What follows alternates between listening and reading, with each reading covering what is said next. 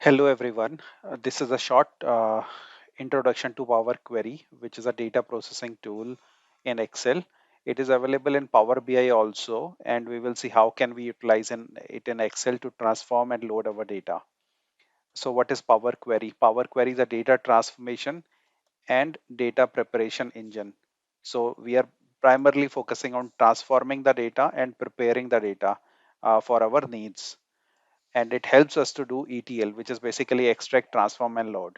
So if we see here, just to see the meaning of ETL, when we extract the data, we are referring to getting the data from a data source and utilizing it for our purpose. So we have different data sources which are possible for extraction and Power Query in Excel. We will see them shortly.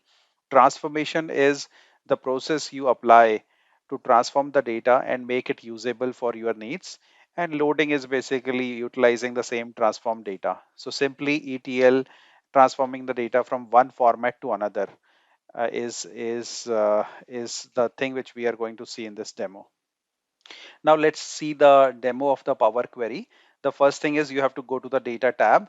After going to the data tab, like we saw earlier in the PPT, that the first step is extract the data source, basically from where you are going to get the data.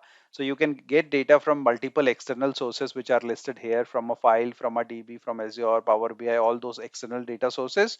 In this case, our data is inside the table. So we can just say get data from table. Okay, before I do that, I'll show you what I'm going to demo in the Power Query. So see what is the kind of data which we are seeing here. It is basically a customer details table where the purchase of the customer is being listed here. So one of the problems which we saw here is that the product and quantity was concatenated, meaning the product name post the quantity. So if we have to segregate the product name and the quantity, definitely we can do with the existing Excel formulas. For that, first we have to find the position of the numeral, so the position of 20, which can easily be done using a formula. And then once we have the position, then the text on the left of the position is the product, on the right side of the position is the number, quantity. So basically that's been done in this formula, you can see here. Now let's see how we can do this transformation very easily using the Power Query. So I'll go to Power Query, I select the table and range here, and it opens my customer details table here. And see, this is the thing which we wanted to transform. So I go to transform here, and what I have to do is I have to split this column because this column is not in the format which I like. So what I have to do is from non-digit to digit. So I do this. Now you see this is being segregated. Two different tables have been made here. Now let's say that this data I don't need, so I'll remove, and I'll remove this also. Please understand that this is not removed from the base or the source data. Okay, it is only getting removed from where? Only from the transform data. Okay, and not from the data source basically.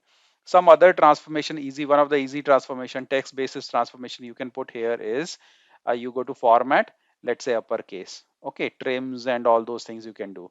So I can do uppercase, and probably I don't need these three columns also. I will just say remove columns, and the last one also I'll remove.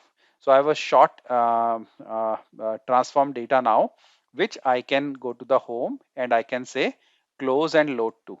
Okay. And what should I say? I want to load it to a new worksheet. Okay. So I say okay, and it gets loaded to a new worksheet. Now, what is the use of this? The use of this is if in case your source data changes, the transformation is automatically applied and you see the resultant transform data also changing. Okay, so for example, let's say that I want to change the number of bags from 14 to 28 here. Okay, the moment I make it 28, it shall definitely change. And let me add a new row also here. And for ease, what I'll do is I'll take it from here and I'll paste it here. And instead of bags, let's call boots 35. So this has been the new change which we saw. Now let's go here and we can see the boots has not come. So what we need to do? We need to do a refresh. You can do a refresh from here. You can do a refresh from here as well. Just say a refresh, and you can see the bags have been made 28 and a new row has been added for boots, which is 35. So that's the power of this Power Query, that you can apply transformations very quickly. We'll see some advanced transformations later, but this will get you a start. Thank you very much.